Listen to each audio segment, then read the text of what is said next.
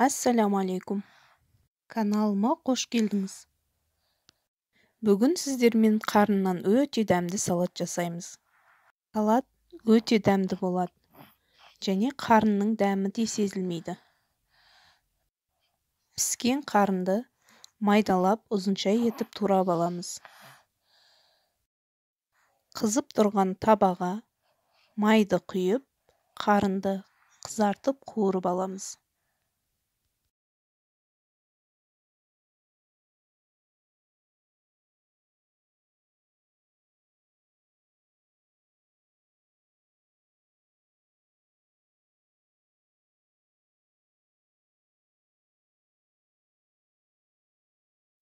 Қызарып қуырылған қарынның үстіне тұз, бұрыш және өз қалауларыңыз бойынша дәмдеуіштер қоссаңыздар болады. Пиязды, бұрышты, сәбізді майдалап тураймыз.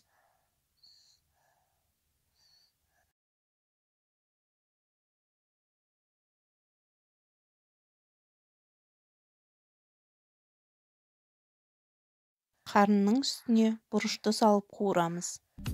Достар, менің каналыма тіркеліп алыңыздар.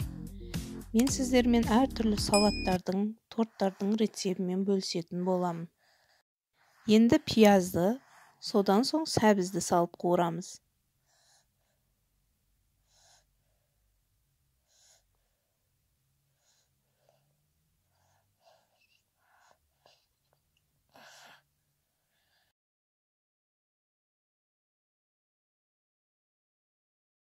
Өз қалауларыңыз бойынша сарымсақ қоссаңыздар болады.